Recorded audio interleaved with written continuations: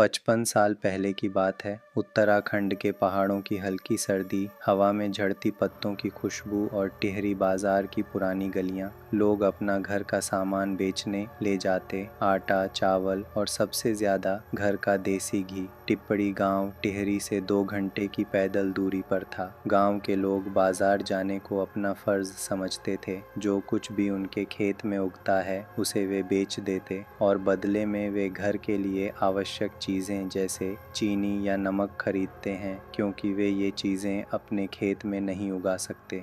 बहुत समय पहले की बात है। एक आदमी था जिसका नाम कुलदीप था। वह टिहरी से अपने गांव टिप्पणी लौट रहा था। रात का समय था और चारों तरफ गहरा अंधेरा छाया हुआ था। बीच रास्ते एक पल में उसकी टॉर्च ब्लिंक कर गई। एकदम से अंधेरे में सिर्फ रात की सन्नाटे वाली आवाज़ें, किसी की सांस, पत्तों का खिसकना। सुरेश थोड़ा घबराया तेजी से चलने लगा। तभी उसने देखा दूरी में कोई हल्की पीली सी रोशनी, एक लैंप का उजाला जो हवा में तैरता जा रहा था। रोशनी सीधी उसकी तरफ आ रही थी, पर रास्ता खामोश। कुलदीप ने सोचा शायद कोई यात्री होगा। रोशनी पास आते ही एक बूढ़ा व्यक्ति दिखाई दिया। हाथ में लालटेन, चेहरे पर सफ़ेद दाढ़ी और हल्की मुस्कान लिए वो खड़ा था। कुलदीप ने सोचा शायद कोई यात्री होगा, पर तभी उससे कुछ पूछने से पहले ही आगे से हल्की आवाज़ आई, चलो बेटा, आगे तक साथ ही चलते हैं।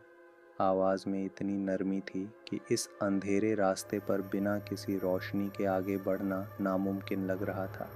इसलिए कुलदीप बिना समय गंवाए उसके साथ चल पड़ा।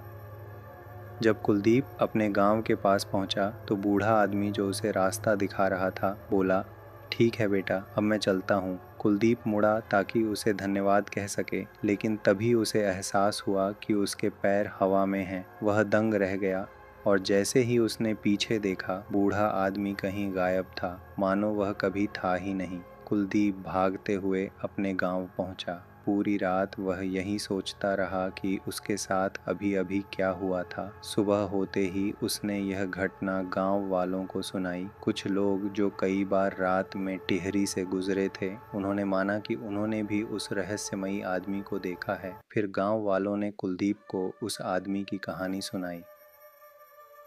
हेलो दोस्तों, मेरा नाम पवन सेमवाल है। सन 1956 की सर्दियों की एक शाम थी। सुरेश नाम का आदमी, जो मूल निवासी पिपलडाली का था।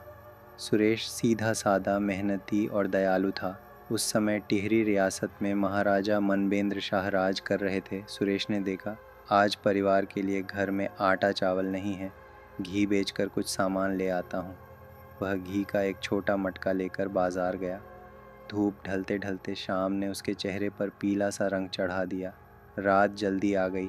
टिहरी से लौटने का रास्ता अंधेरा और ख़तरनाक हो गया। सुरेश पहाड़ से ऊपर चढ़ ही रहे थे कि अचानक अंधेरे में उन्हें कुछ दिखाई नहीं दिया और वे फिसल कर गिर पड़े। उनके साथ जो चावल, चीनी, नमक और ज़रूरी सामान था, सब पहाड़ पर बिखर गया। उसी हादसे में सुरेश की मौत हो गई। कहते हैं कि उनकी आत्मा आज भी रात में उन लोगों की मदद करती है जो बिना रोशनी के उस पहाड़ से गुजरते हैं, ताकि किसी और के साथ वैसा हादसा न हो। कहीं गांव वालों का कहना यह भी है कि सुरेश की आत्मा ने उनसे कभी कभी सिगरेट भी मांगी।